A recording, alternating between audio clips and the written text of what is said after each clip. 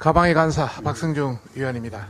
KBS가 좌파 본색을 대놓고 드러내고 있습니다. 어제 저녁에 국민우롱 위장 출두쇼를 한 송영길, 보수 사칭 패널 이준석을 초대해서 노골적인 편파 방송을 자행했습니다. 어제 KBS 더 라이브 10시 55분에 전단대 돈봉투 사건에 연루된 송영길 전 대표와 보수 진영 내에서 내부 총질을 남발하는 이준석 전 대표를 패널로 불러 방송을 진행했습니다. 차마 눈을 뜨고 볼 수 없는 국민 기만 쇼를 국민들이 지켜보도록 KBS가 의도적으로 기획한 것으로밖에 볼 수 없습니다. 방송 내내 송영길 전 대표와 이준석 전 대표는 사회자와 함께 대통령과 여당의 외교 등 정책을 한 목소리로 조롱하는 데 시간을 할애했습니다. 이러니 국민의 96% 이상이 시청료 분리 징수에 찬성할 뿐 아니라 시청료 폐지 목소리까지 나오고 있는 것입니다. 송영길 전 대표는 최근 검찰 자진 출두 쇼를 했던 것처럼 KBS에 자진 셀프 출석한 것입니까? 아니면 KBS가 소중한 방송 시간을 할애해 주면서까지 방송을 사유화하게 판을 깔아준 것입니까? 이유와 어떻든 간에 여야의 민감한 정치 사안을 다루면서 패널의 균형성이라는 방송심의 규정을 어긴 것에 대해서 합당한 처분이 따를 것입니다. 특히 이준석 전 대표는 사실상 좌파 패널과 다를 게 없는 보수 사칭 패널로 국민들에게 유명합니다. 어제 방송에서도 회색지대 패널로서 충실하게 국민의힘은 죽은 정당, 군부 정권의 핵이 이상한 정당 등의 발언을 하며 보수 진영을 향해 내부 총질을 남발했습니다. KBS는 공정성, 균형성, 진실성이라는 기대조차 할 수 없는 문제의 여야 전 대표를 소환해서 정녕 무엇을 기대했던 것입니까? 예상했듯이 송영길 전 대표는 후쿠시마 수산물이 마치 수입될 것처럼 왜곡 조작하는 발언을 남발해서 국민을 우롱했으며 이준석 전 대표 또한 송 전 대표와 담합해서 여당과 정부의 모든 정책을 곡해하고 깎아내리기에 바빴습니다. 그간 진보 80%, 보수 20% 수준을 심각하게 기울어진 KBS의 패널 불균형 문제도 수도 없이 정치권과 국민들이 KBS를 규탄했음에도 반성은커녕 더 노골적으로 편파 왜곡 방송, 조작 방송을 저지르고 있습니다. 이는 KBS가 국민의 명령으로 수신료 분리 징수가 기정사실화 되자 대놓고 좌파 본색을 드러낸 것이라 볼 수밖에 없습니다. 노영방송 MBC랑 다를 게 하나도 없습니다.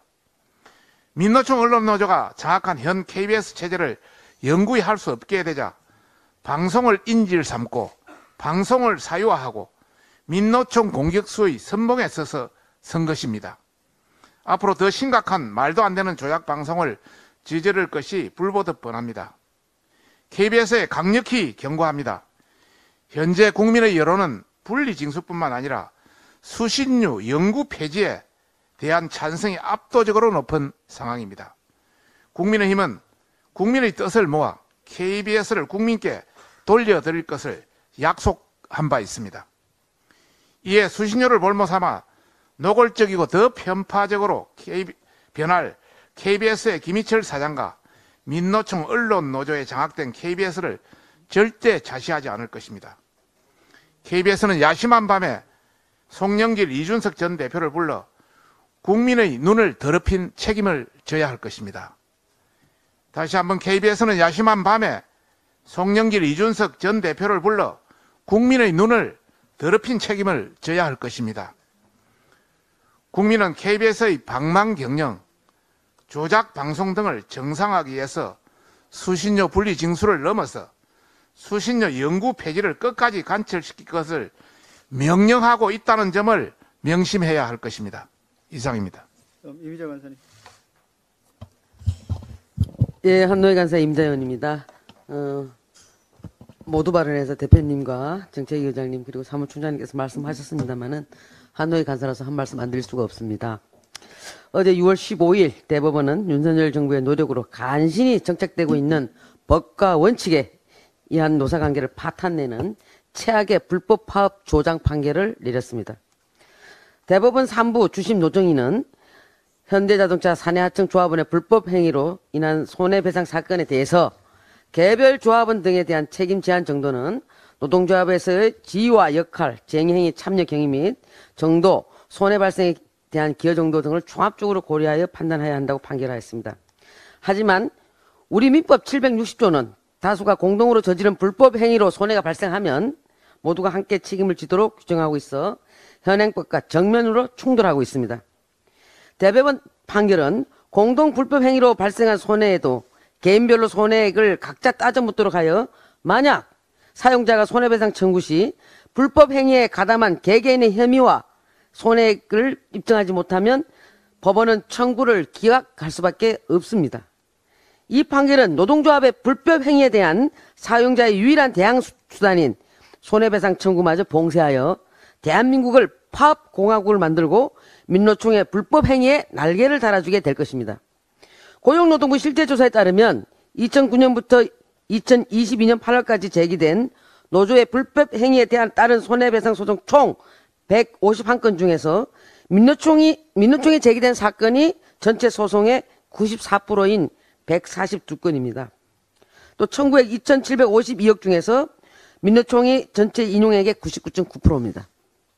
이번 판결은 현행법과 기존 판례 정면 충돌하는 민노총만을 위한 판결입니다. 이번 판결을 주도한 노정희 대법관은 지난 대통령 선거 시 중앙선거관리위원장으로서 일명 소쿠리 선거 파동을 일으켰고 민주사회를 위한 변호사 모임, 우리법연구에서 활동한 대표적 좌파 성향의 대법관으로 문재인 정부에서 대법관으로 임명됐습니다. 이 사건을 애초 노정희 대법관을 중심으로 대법관 4명이 심리하는 소부인 대법원 3부에 배당됐다가 작년 11월 전원합의체로 넘어갔습니다. 전원합의체에서 일반 조합원의 손해배상 책임 제한의 개별화가 가능한지, 일반 조합원에게 책임을 묻는 것이 권리남용에 해당하는지 이런 쟁점을 심의 중에 있는 것으로 알려졌는데 느닷없이 명확한 이유 없이 지난 9일 이 사건을 다시 소부로 보냈고 6일 만에 부진정 연대 채무를 인정하던 기존 판례를 뒤엎는 불법 파업 조장 판결을 내렸습니다. 대법원에 묻겠습니다. 전원합의체에서 심의 중인 이 사건을 왜 다시 소부로 보냈습니까? 불법행위에 대한 공동책임이라는 기존의 일관된 대법원 판례를 변경하기 위해서 전원합의체에서 7개월 동안이나 논의하다가 여의치 않자 다시 소부로 보내서 단 6일 만에 졸속 처리한 것이 아닌지 국민들은 알 권리가 있습니다. 만약 이 의혹이 사실이라면 대법원은 국민의 대법원이 아니라 민노총을 위한 대법원, 좌파 진영만을 보호하는 대법원이라는 오명을 벗을 수 없을 것입니다. 마지막으로 대법원 보도자료에 따르면 이번 판결은 예외적으로 공동불법 행위자 사이에 책임 제한 비율을 달리할 수 있다는 극히 일부의 기존 판례를 인용했다고 합니다. 국회에서 입법이 논의 중이고 중요한 이해관계가 걸린 사건에서 극히 일부 판례를 무리하게 인용하여 사실상 입법 효과가 있는 판결을 내린 것은 김명수 대법관 퇴직 전에 노사관계 지형을 전적으로 민노총에게 유리하게 만들어 놓겠다는 꼼수가 분명합니다. 정말 김명수스럽습니다. 이번 판결은 노란봉투법의 정당성을 부여하는 것이 아니라 불법 파업 조장법이 국회를 통과한다면 어떠한 일이 벌어지는지를 보여주는 판결입니다. 우리 국민의힘은 야당이 불법 파업 조장법을 일방적으로 국회를 통과시킬 수 없도록 헌법재판소의 권한쟁의 심판과 효력정지 가처분을 신청하는 등 최선을 다하고 있습니다. 이번 판결과 상관없이 최후 수단으로 대통령 제2요구권을 요청할 것을 지도부에도 요구하는 바입니다. 이번 판결로 발생하는 사회적 갈등과 노사 분쟁 원인은 대법원의 편향성임을 분명히 밝히며 향후 이런 문제가 무리하게 재발되지 않도록 대법원 스스로 성찰해 주시기 바랍니다. 이상입니다. 법사위 간사님 하시고 행안위 간사. 예, 먼저 어제 대법원의 불법 파업 조장 판결에 관해서 절차적 문제점을 잠깐만 짚고 다른 주제로 넘어가겠습니다. 우선 이 사건은 여러분들께서 말씀을 하셨습니다만은 대법원 제3부에서 심리한 사건입니다. 법원조직법 제7조는 대법관 3명 이상으로 구성된 부에서 먼저 사건을 심리하여 의견이 일치된 경우에 한정하여 다음 각 호의 경우를 제외하고는 그 부에서 재판할 수 있다라고 규정을 하고 있습니다. 그러니까 그 다음 각 호의 규정 중에서 하나가 종전에 대법원에서 판시한 헌법 법률 명령 또는 규칙 해석 적용에 관한 의견을 변경할 필요가 있는 경우, 이게 즉 대법원 판례의 변경입니다. 그렇기 때문에 기존의 판례를 변경하고자 할 때는 반드시 전원 합의체에서 심리를 해야 됩니다. 그런데 이 사건은 먼저 대법원 3부에 배당이 되었다가 전원 합의체로 이송이 됩니다.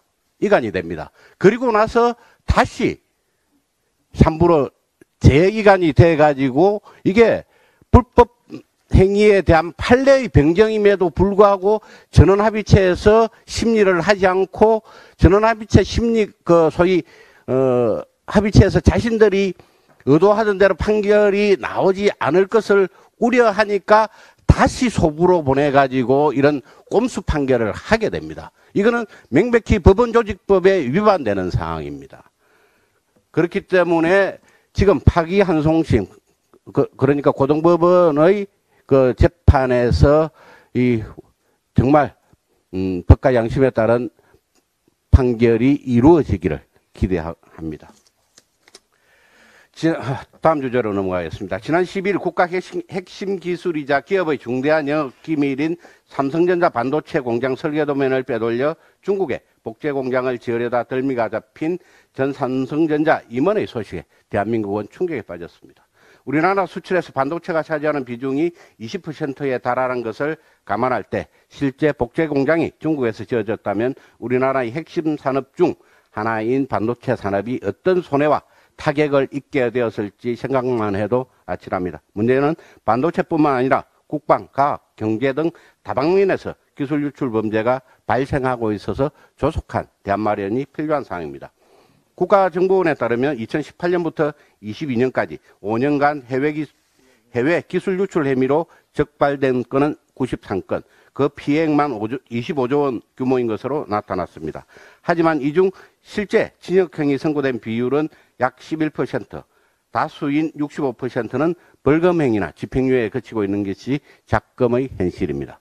직접 고도화되고 대담해지는 기술 유출은 지금 이 순간에도 누군가에 의해 일어날 수 있다는 사실을 인지하며 우리는 늘 경각심을 가져야 합니다. 미국은 국가 전략기술을 해외로 유출하면 간첩죄로 가중처벌할 수 있도록 경제스파이법을 수차례 개정했습니다. 일본의 경우에는 부정경쟁방지법을 개정해 벌금을 대폭 인상하고 범죄 수익에 대한 몰수 규정을 강화하기도 했습니다. 대만 역시 국가안전법을 보완하여 군사, 정치 영역을 넘어 경제, 산업 분야 기술 유출도 간첩 행위에 포함하도록 하는 등 세계 각국은 현재 산업 스파이와의 전쟁을 치르고 있습니다. 대통령실과 우리 국민의 힘은 산업 스파이에 대한 문제를 매우 엄중히 받아들이고 있습니다.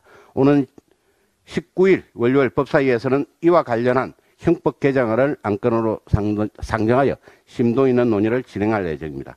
낮은 형량 기준으로 위험 부담이 적으니 기술 유출로서 큰 돈을 벌어보자 하는 식의 그릇된 행동에 대해 반드시 중한 처벌이 뒤따를 수 있도록 국제적 추세에 걸맞는 입법 마련을 위해 만전을 기하겠습니다. 이상입니다. 예, 행정안전위원회 간사 이만희 의원입니다. 국민